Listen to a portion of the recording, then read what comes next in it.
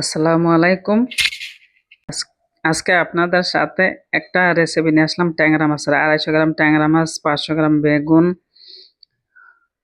1 table চামচ তেল, half চামচ রসুন বাটা, 3 চামচ পেঁয়াজ বাটা,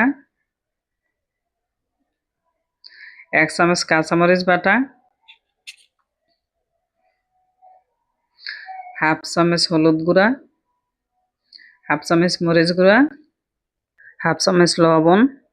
দিয়ে দিচ্ছি পানি কিছুটা কষানোর জন্য মশলাটাকে কষিয়ে নেব নাড়াচাড়া করে। দেখুন আমি মশলাটাকে কিন্তু পোড়া পোড়া করে কষাই নাই, হালকাভাবে কষাইছি।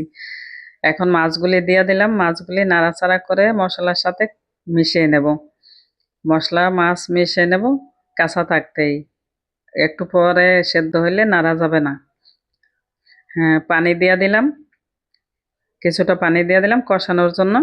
এবার নাড়াচাড়া করে মিশিয়ে নেব মশলাটাকে। দিয়ে দিচ্ছি ঢাকনা দিয়ে কিছুক্ষণ রান্না করে নেব। ঢাকনাটা তুলে আবার নাড়াচাড়া দিচ্ছি, আবার ঢাকনাটাকে দিয়ে দিলাম। এখন ঢাকনা উঠে মাছগুলি তুলে নিচ্ছি, নয়তো বেগুনের সাথে মিশে মাছগুলো ভেঙে যাবে, সেজন্য মাছগুলো তুলে নিচ্ছি। এখন বেগুনগুলি দিয়ে দিলাম, বেগুন দিয়ে নাড়াচাড়া করে ঢাকনাটা দিয়ে দেব। এভাবে যদি আমার রান্নাটা ভালো লাগে তাহলে রান্না করে খেয়ে দেখবেন।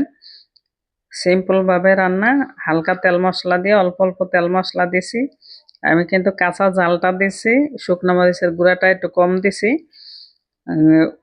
এভাবে খেয়ে দেখবেন। আবার ঢাকনা উঠিয়ে নাড়াচাড়া করে দিছি।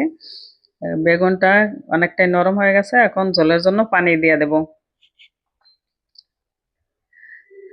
পানি ফুটে উঠেছে, এখন মাছগুলি দিয়ে দিচ্ছি। মাছগুলি দিয়ে নাড়াচাড়া করে মিশিয়ে নেব। এখন ঢাকনাটা দিয়ে দিলাম, ঢাকনাটা তুলে আবার নাড়াচাড়া করে দেব।